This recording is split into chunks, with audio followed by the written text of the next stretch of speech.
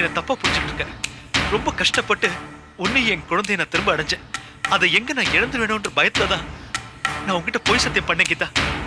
என்ன நம்பு கீதா. நடிக்காதடா. உன்னை எப்படி நம்புறது? நான் வேணா நம்ம குழந்தை மேல சத்தியம் பண்ணட்டுமா? சரியான சோழனை பிடிச்ச பிசாசாணி. பொண்டாட்டி புள்ளனே இப்படி எல்லார் மேலயும் சத்தியம் பண்ற. எவகிட்ட வேணாலும் போய் கெஞ்சி கால விழற.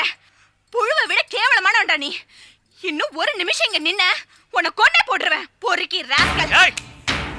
நான் இல்லாம உன்னால இருக்க முடியாதுரி. ஏன்டா இருக்க முடியாது? கல்யாணமான பொண்ணு புருஷன் இல்லாம வாழ முடியாதுரி. 10 பேரை கல்யாணம் பண்ணிப்பேன்டா. 10 பேர் கூட சந்தோஷமா இருப்பேன்டா. உன்ன மாதிரி ஒருத்தருக்கு பொண்டாட்டியா இருக்கிறத விட அது ஒண்ணு கேவலம் கிடையாதுடா. உனக்கு இவ்வளவு திமிரா? பொம்பளை உனக்கே இவ்வளவு திமிரு இருக்கும்போது ஆம்பளடி எனக்கு 1000 இருக்கும். என்ன சொன்ன? 10 பேரை கல்யாணம் பண்ணிப்பியா? பண்ணுவடி. என்ன உங்ககிட்ட சொத்து இருக்குல்ல, அந்த சொத்து இருக்கிற திமிர்ல தான் நீ இப்படி பேசுற. நீயே இல்லனா அப்போ அந்த சொத்து எங்க இருந்து வரும்?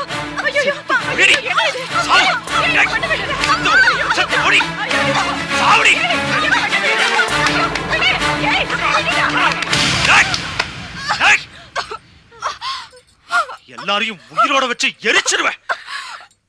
ஜாக்கிரதை. என்னமா நடந்தது? என்னமாச்சு? என்னமாச்சு உனக்கு? கீதா, கீதா. அப்பா, அவன் திருந்தலப்பா.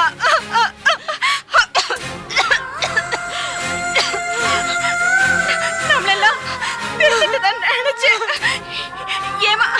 ஏமாத்திருக்கோம்ப்பா. உண்மை எனக்கு தெரிஞ்சதும் வெளியே போட சொன்னேப்பா. அதுக்கு அவன் கழுத்து நெரிச்சு கொலை பண்ண வரப்பா.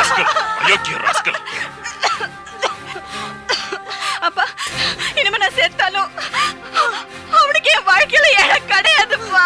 உன் கழுத்து நெரிச்சு கொல்ல பார்த்தவனுக்கு மன்னிப்பா? இந்த ஜென்மத்துல அவனுக்கு மன்னிப்பே கிடையாது.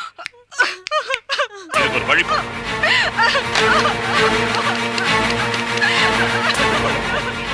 Hello, police station. நான் ராம்நாத பேசுறேன். ஆமா சார், என் பொண்ண அவளோட புருஷன், அதான் சார், பேரு இளங்கோ.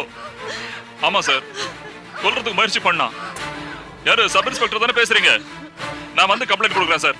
நான் வரேன், நீங்க அங்கே இருங்க.